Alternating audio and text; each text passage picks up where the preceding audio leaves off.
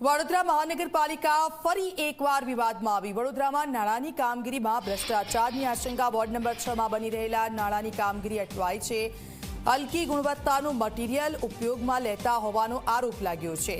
ભાજપના સ્થાનિક કોર્પોરેટરોએ જ કામ અટકાવ્યું। કોન્ટ્રાક્ટરની કામગીરીમાં ઘોર બેદરકારી સામે આવી છે।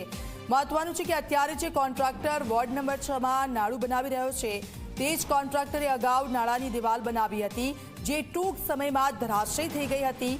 તેમ છતાં એ જ કોન્ટ્રાક્ટરને વોર્ડ નંબર 6 માં નાળાની કામગીરી સોંપવામાં આવી છે।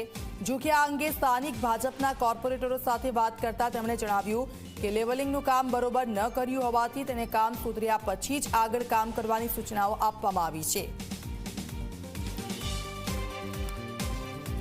આજે અહીંયા નાળાનું કામ ચાલી રહ્યું છે પાછળ ભોખણખાડા પાસે। ત્યાં આગળ જે ભરાઈનું લેવલ હોવું જોઈએ એક બાજુ પૂરેપૂરું છે ને એક બાજુ બિલકુલ ઓછું લેવલ છે, જેનાથી ભવિષ્યની અંદર રોડ જો બની જાય આ રીતનો તો તરત તૂટી જાય।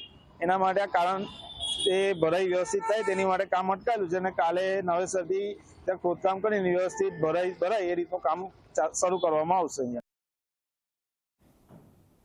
તો એકવાર કામ બગાડ્યું તેમ છતાં આ બીજું કામ પણ તેમને જે આપવામાં આવ્યું તેને લઈને સવાલ થઈ રહ્યા છે।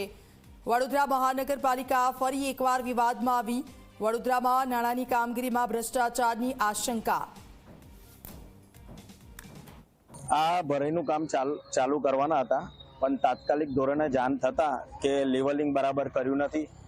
એક બાજુ ટોટલ ભરવાનું 6 ઇંચ છે અને બીજી બાજુ એકદમ ડાઉન છે, એટલે તાત્કાલિક નગરપાલિકાના સભ્યો તથા જાગૃત નાગરિક આવી અને કોન્ટ્રાક્ટરને ચેતવણી આપવામાં આવી કે આ કામ સુધાર્યા પછી જ એને તાત્કાલિક ધોરણે કામ બંધ કરાયું અને ફરી એ લેવલ કરી અને પછી કામ કરવાનું એને સૂચના આપી છે।